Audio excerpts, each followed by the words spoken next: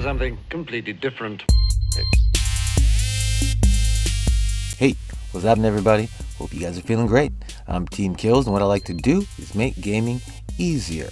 And I got some more Zariman tips. This time, it's Void Angels, because these shiny angel evil bastards are devils. Now, I'm going to give you, like I said, some tips how to make this easier, because this is the only spot that we can get our Void Pinions. First off, there are two types of angels, a Ravenous Angel and a Dormant Angel. The difference between them is the Ravenous Angels has 2 life bars, and they're going to show up at the end of successful missions. Like in Armageddon, after 3 rounds, it's going to show up. A Dormant Angel needs to be woken up. They're going to have 3 life bars, and they're going to drop a Void Plume Pinion. Now they act the same way, they both want to kill you, but the only real difference is how they spawn, their life bars, and their rewards. Now, when you find a dormant one just standing around looking scary, you have to interact with it. It's going to take about 5 or 10 seconds to wake up. This is the one that's going to have 3 health bars. You're going to kill one of its health bars, and then it's going to retreat into its void hole. You need to follow it, but your warframe is a little too big to fit into its void hole, so only your operator is going to fit in there. And when you get in there, you have to destroy this life bar before the bottom life bar completely replenishes. Once that happens, you've ran out of time. Now, if you die or you fall off the platform, you're going to get teleported back into the normal level, and you're going to have to jump back up its void hole. After a little while in the void, it's going to release its balls. Now, you have to jump through the balls, not close, not near. You have to touch the balls.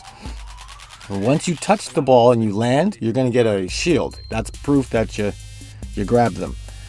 You actually can stack the balls, and if you hit 2 or 3, that shield will be stronger. Once you guys have grabbed all his balls, he's vulnerable again. You damage him, and when that life bar is gone, it's going to kick you out the void. You need to kill his life bar again and rinse and repeat. You're going to go up his void hole twice. Once you've done that, you're going to come out, kill him, then you get your Void Plume Pinion. Whew. Okay, so that's how you do it. Now, how to make it easier. Now, you can build for the angel's weaknesses, but personally, I wouldn't worry too much about that. Friends or random teammates are your best element for overpowering this thing. But there are a lot of different warframe abilities that work great on it, like Sephiroth's Gloom, and so Rhino's Stomp will stop it for a sec, kind of like the Eidolons. I haven't tried Nova's ability or Banshee, which would be a good test out, but I have seen Meg's armor strip its armor, as well as my Kavat, strips its armor almost every time. Meg's Bubble terrorizes it, but she's very glassy. As well as Titania, she's glassy, but her razor guns will tear his ass to shreds. Now, Limbo can't put him in the void, nobody can put him to sleep in any way at all. Now, when you're in the void, if you're by yourself, if you're up in that void hole, it's pretty much a turn-based battle like Final Fantasy. You guys take turns shooting at each other until one of you is dead. So, an amp with high energy would be a good idea, but there are a couple abilities in the Materai School of Focus that will boost your amp's damage so you can kill this thing before he even gets a chance to pull his balls out. And I think it's in the Narman School of Focus you can get your Void Sling to a 200% width. That's really great for grabbing balls. So as for amps, there's a bunch of different amps that work differently, and we all have different amps, but they're all a lot of work. So instead of saying you need the high damage beam or there's the pretty heavy automatic, the flamethrower kind of burns forever because of low energy drain. There's a lot. I'm not going to make you build one for these angels. What I will say is they will all reach the angel in all situations except for the one that I use.